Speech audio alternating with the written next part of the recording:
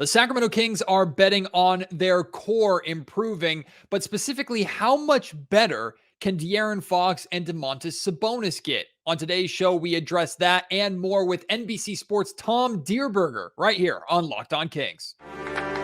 You are Locked On Kings, your daily Sacramento Kings podcast, part of the Locked On Podcast Network, your team every day. And now, ladies and gentlemen, it is that time for another episode of Locked On Kings.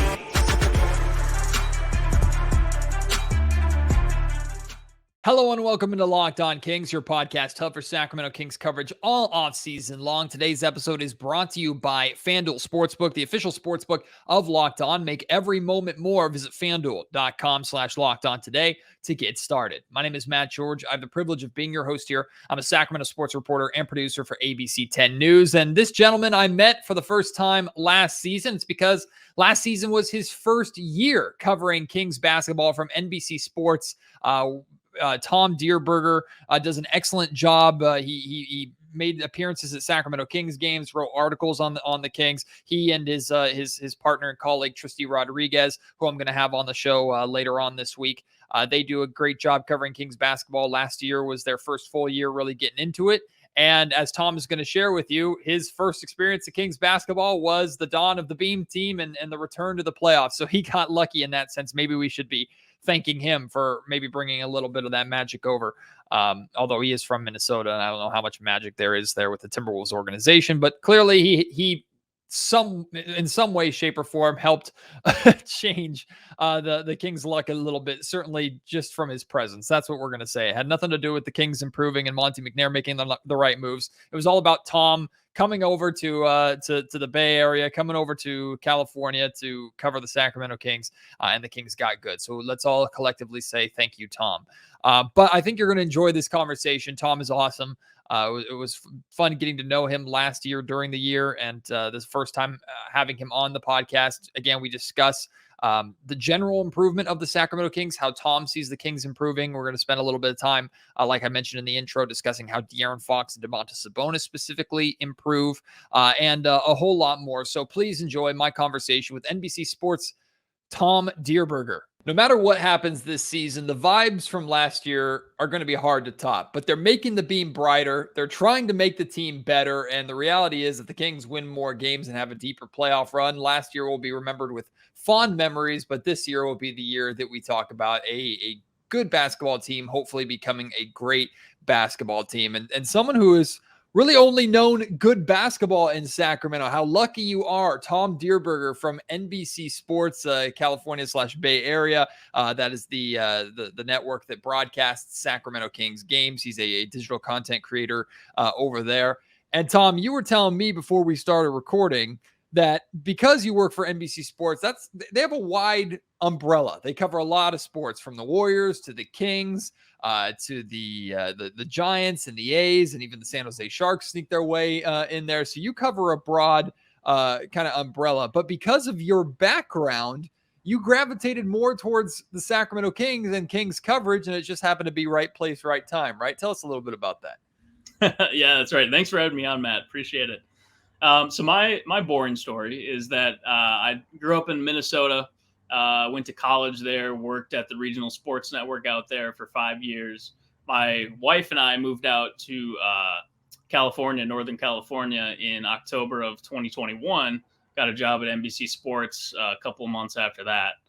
And, like you said, we cover so many teams at NBC Sports, and there's 2 NBA teams that we help cover, the Warriors and the Kings.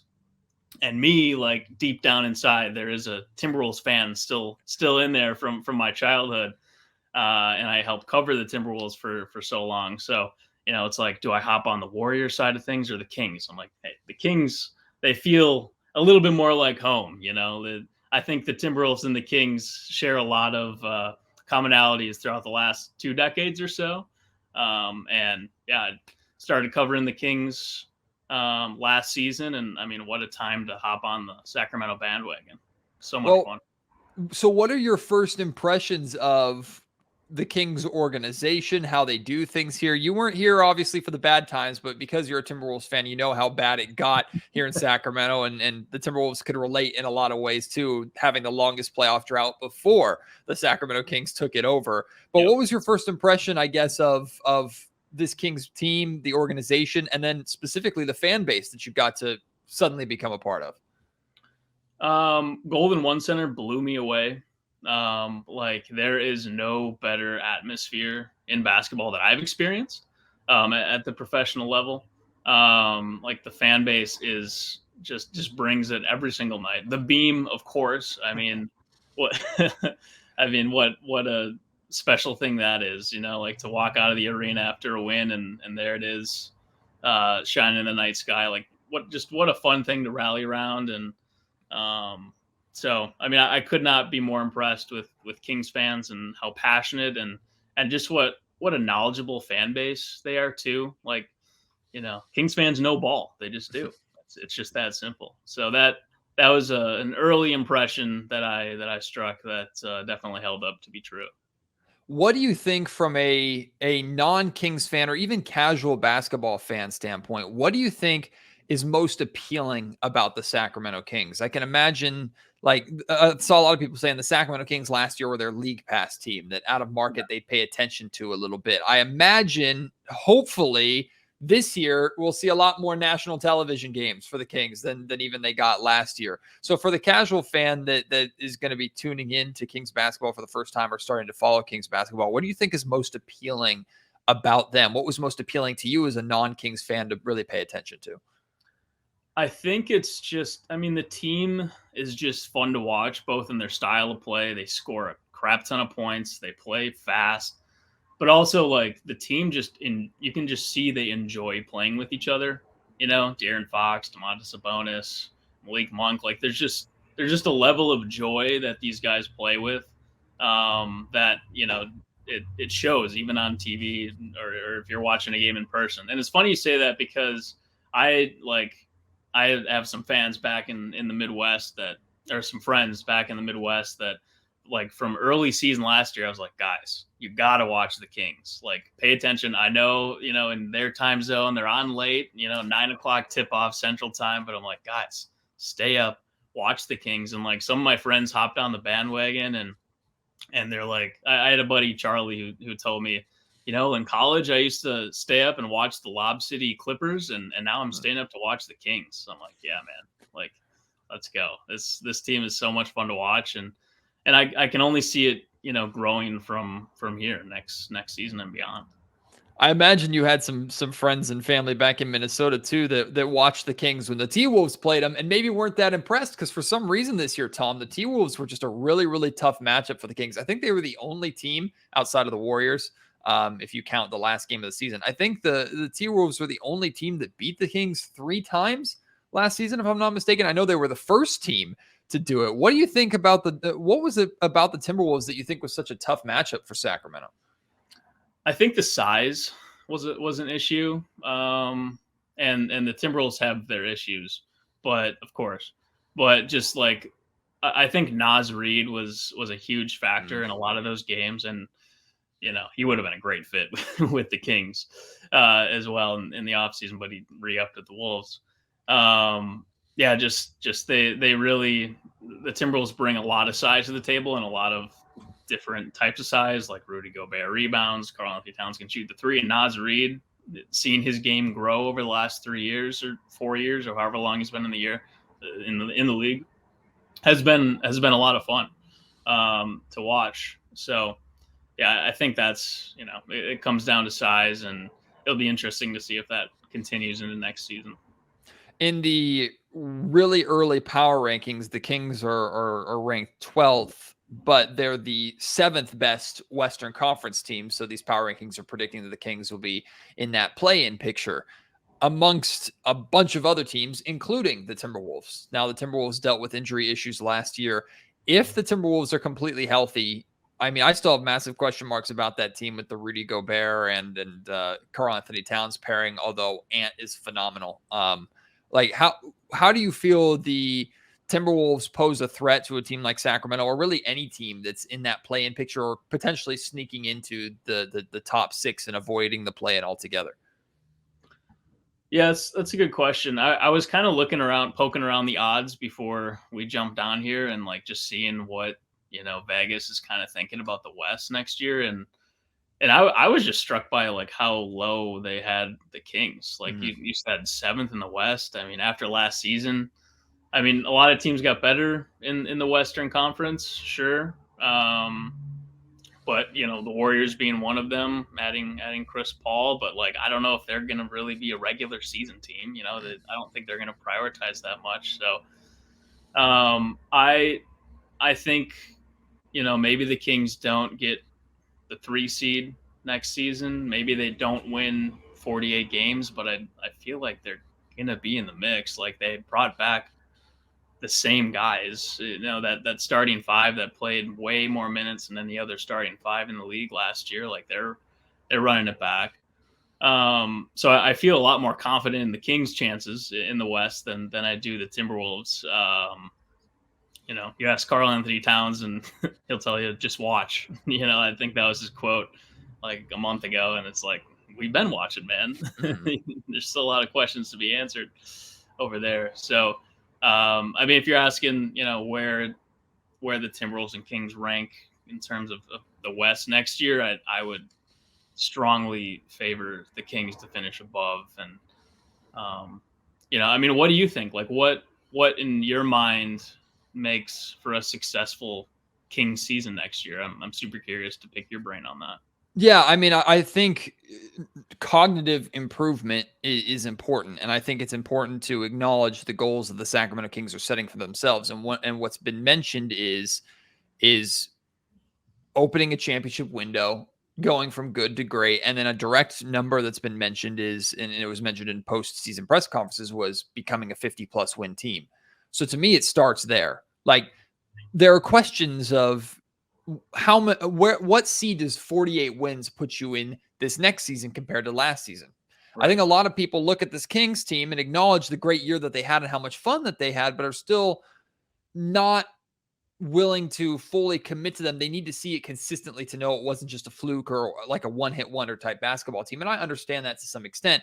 I disagree with the general belief that, or anyone's general belief that is the case or will be the case based off of how good I think this Kings team is. So like, I'm pretty confident that Sacramento will improve next year. And then to answer your question, what does that improvement look like for me? I think the Sacramento Kings can be a 50-win team. Like asking this team to improve and win 2 more games, I don't think is that tough of an ask, even with the fact that the Kings were so healthy or had such good injury luck last year. I think this team is built now and more comfortable together to where even if they dealt with a little more injury issues, obviously not to their main guys all the time, but I think this team is deep enough to be able to overcome the common injury issues that you see amongst teams. So to me, improvement is in the win category, in the win column, is getting this team to 50 wins, is having this team establish themselves as a team that looks like they genuinely can make a deep playoff run. That doesn't mean they will.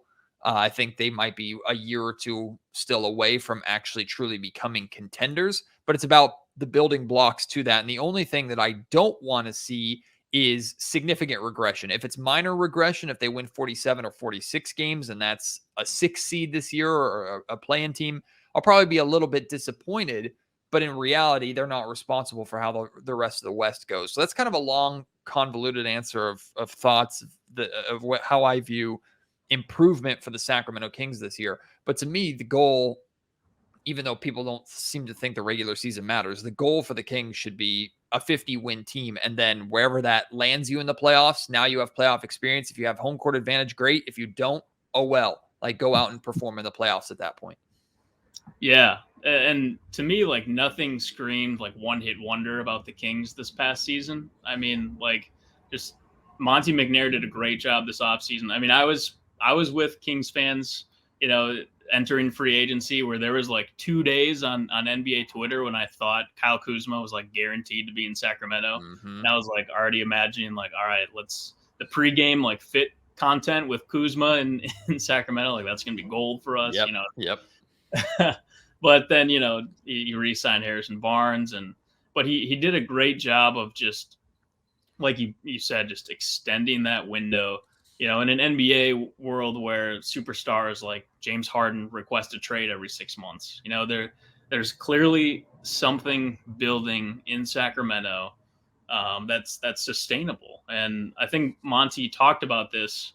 I think it was at the draft or one of the off-season avails that he had, where he was saying like, "Hey, we're flexible. Like we could make a big move down the road, and they have pretty much all their draft picks besides 2024, the first rounder next year with the Herder trade." So, yeah, I mean, I think this Kings team is deeper than they were next season, and with all of the magic that starting five put together, like bringing that back, adding more depth behind them, like I don't know how you see and watch what that team did last year and say that they have no room to improve. Like Keegan Murray himself, like I think everybody expects him to take a big jump next season, and we kind of saw a sneak peek of that in Summer League when he dropped 41 and was a little bit more dynamic with the ball. So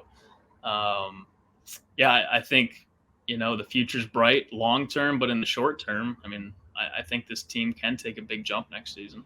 Today's episode of the Locked On Kings podcast is brought to you by FanDuel. Take a swing on betting MLB on FanDuel, and you can get 10 times your first bet amount in bonus bets up to $200. That's right. You bet just $20, you get $200 in bonus bets back, whether you win or you lose. You're either in the green and have more money to then make even more money on top of that, or if you lose, look at it as an insurance policy. $200 of bonus bets for you to make that money back and then some. All on an app that's safe, secure, and super easy to use. Plus, when you win, you can get paid instantly. You can bet on everything from the money line to the over-under or who you think is going to hit the first home run of the game. Of course, if you're betting baseball, there's no better place to bet on the MLB than FanDuel, America's #1 sportsbook. Also, an amazing place to bet on football, which is just around the corner. Of course, NBA basketball and college hoops, which are coming this winter. Sign up today and visit FanDuel.com/lockedon to get up to $200 in bonus bets. That's FanDuel.com/lockedon. FanDuel, official partner of Major League Baseball. The hope and confidence amongst the Kings front office is clearly that this group will take another step together, that they will all continue to improve, that they will all develop into a legit contending team as a group. You just mentioned Keegan Murray there, so this might honestly be your answer. But when you look at this roster, it's going to take a lot of people, if not everybody, improving, even if it's marginal improvement. Yeah. But if you're thinking about, okay, this Kings team is going to improve next year, this Kings team is going to be better, which player on this roster do you think needs to make the biggest jump or needs to make the most significant improvement for that to become a reality?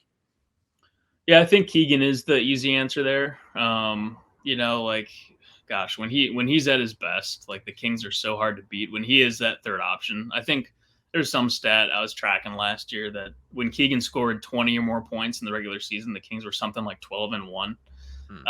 So when he's clicking, like that entire team is clicking.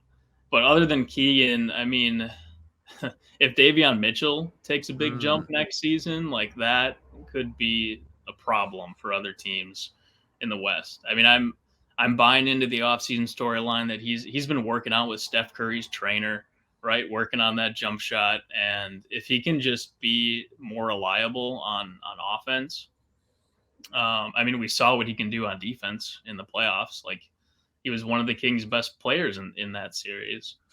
So if Davion can prove he can be, at the very least, just a reliable offensive option, and then he's always going to bring it on the defensive side, like look out. That's going to be scary.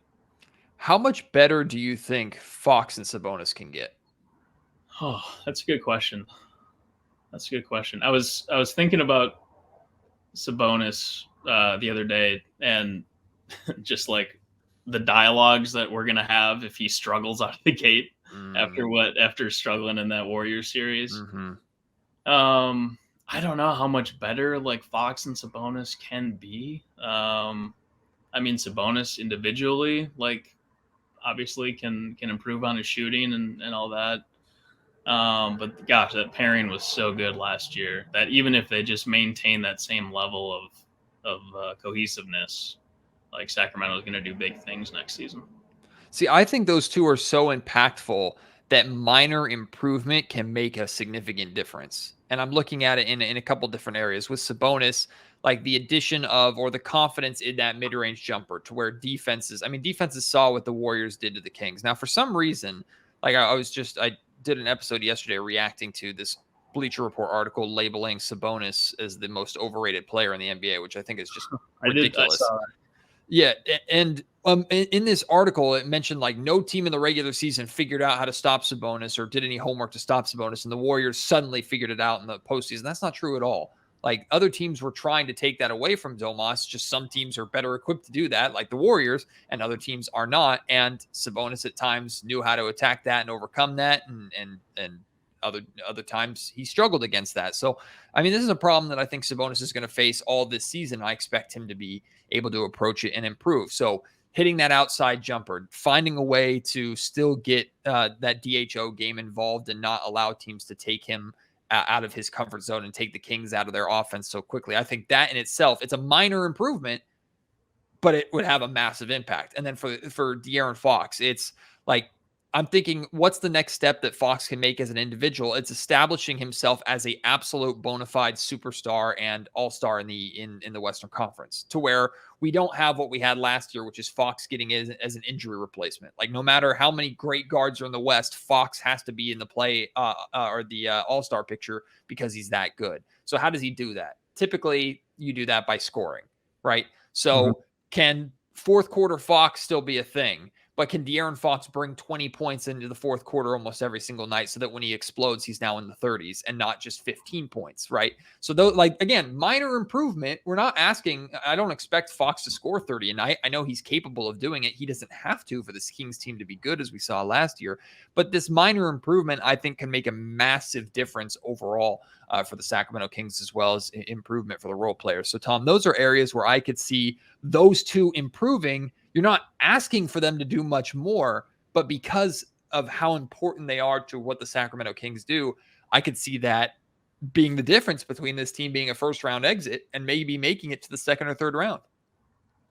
Yeah. And I think, you brought up Fox and the All-Star game. You kind of forgot that just how good he played in the playoffs and late last season, that he was an All-Star replacement. Yeah. Like that he was a big snub. So, yeah, like I think he, built on his reputation a lot in that playoff series and earned the respect of guys, the championship core at Golden State. Or I think, when February rolls around, he should be, if he did what he did last season, he should be a shoe-in to the All-Star game. Yeah. What are your thoughts on Malik Monk? Because I had a conversation with D'Lo and KC. I don't know if you're familiar with them. You've probably met them at the Kings games before. And we were discussing, like, who's the third best player on the Sacramento Kings right now? And my answer is hopefully going to be Keegan Murray by the time we get through a portion of the season, because like you, I expect him to make a big jump. But right now, I feel like Malik Monk is that guy, even though at times he can be a little inconsistent with the six-man role. Do you agree with that? Do you have a different third best player in mind? And then just what are your overall thoughts on Malik Monk and the player that he is? Because I think he's approaching a pretty big payday, and I think Sacramento is going to feel pressured to give it to him. Yeah, I'd say he's hands down the most fun player on the Kings. Like when he's doing his thing and just flying above the rim and stuff, and connecting with Fox on those alley-oops, like there's there's fewer more fun players to watch in the NBA. As far as if he's the third best player, I think recency bias with how Kevin Huerter struggled in the playoffs is an argument to be made. Like Huerter was special last season. He was getting compared to like Steph Curry in the first couple weeks last season. But I think Kevin Durant said that, if I remember right. So, I think Kevin Huerter has some work to do, some maybe conditioning to get in better shape for next season and keep those legs under him for a playoff series. But it's hard to argue that Monk isn't the third best player on the Kings because, like I said, when he's doing what he does, there's no more fun player to watch on the team. What do you think was the most significant move that the Kings made this offseason? Or I guess in general, like you said earlier, you felt that Monte McNair had a really, really good offseason. I'm glad you said that because I agree with you, even though I think some Kings fans were disappointed because there wasn't a big swing upgrade or a big new name added. But when you look at this Kings offseason, what is it? I mean, it could be a compilation of moves or it could be one move in particular that you say this solidified a good offseason for the Kings. Yeah, I mean, I feel like it's just better to talk about it as just one big group of an off season. And it's, they had this magical season last year with the beam and the playoff drought ended. And, he saw that he probably explored all possible options, but said, you know what, let's keep what we had last year, that special season with a lot of young guys. And let's just lock down our future for the next, 3, 4, 5 years. And that's pretty rare in the NBA to have such a young, talented core locked in for so long. I mean, Monk is the only really key player that's not under contract for longer than next season. So just, keeping the core together, that starting five that played so well together and believing in the growth of the team and players like Keegan Murray and Davion Mitchell buying into, hey, we're going to be okay if we just bring all these guys back, stay flexible for a big, huge move in the future, a trade wherever the NBA season may take them. But yeah, I mean, just overall, just keeping that core together was the biggest thing for me. Well, Tom, we all have to make it through August, which is the worst month of the year for basketball and for Sacramento Kings fandom, because we're close enough to be impatient, but not close enough to feel excited quite yet. But then training camp is right around the corner after that. And I know you as a content creator, you as a writer, you're going to be paying attention and turning out some articles with stuff that's happening with Sacramento Kings training camp, along with the rest of your team over there at NBC Sports.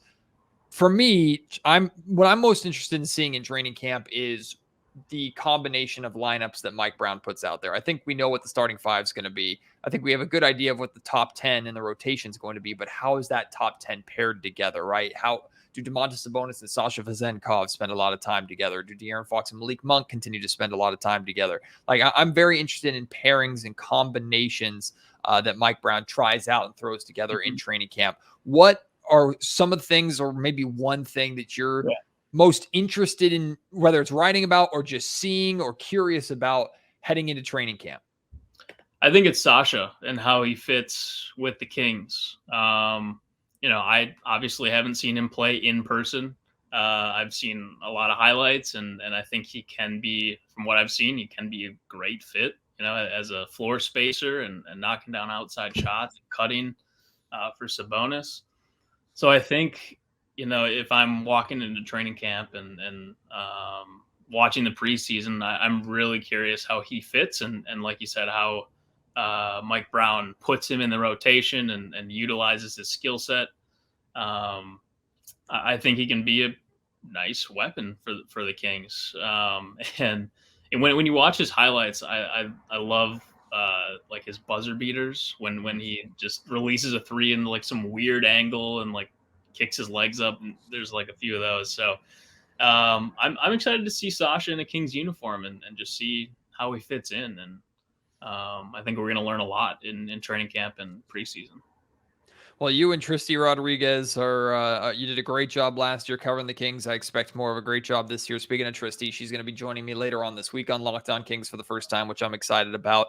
So Tom, before I let you go, what should Sacramento Kings fans expect from the content that you're putting out? What should they be keeping an eye out on from NBC Sports and their Kings coverage this year?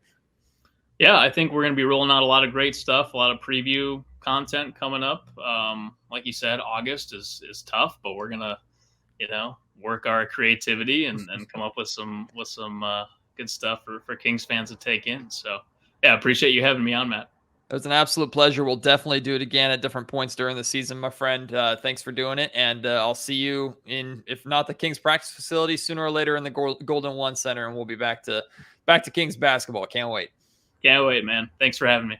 Big thank you to Tom for joining me here on Locked On Kings. I hope you enjoyed that and want to have him back. I can't wait to have him back on. Again, does an excellent job over there. A lot of fun from stuff there. If you want to respond to anything that we had to talk about, feel free to. You can reach me on Twitter at MattGeorgeSack. You can email me, MattGeorgeSports@gmail.com. And if you're watching on YouTube, leave your thoughts in the YouTube comment section down below. I have more guests coming this week. Like I mentioned, Tristy Rodriguez is coming towards the end of the week. I'm going to be getting together with Josh Lloyd here soon to do a kind of a brutally honest look at the Sacramento Kings podcast. Josh is the host of the Locked On Fantasy Basketball podcast. Does an amazing job over there that you should definitely check out. So I'm looking forward to that, plus more guests coming. We're almost in August. Today's the last day of July, and then we're in August, the worst month of the year when it comes to the NBA. But we'll get through it, and we'll do it together. I appreciate your support, as always. Can't wait to have you join me on the next episode of Locked On Kings. Until then, my name is Matt George. You've been listening to the Locked On Kings podcast, part of the Locked On Podcast Network.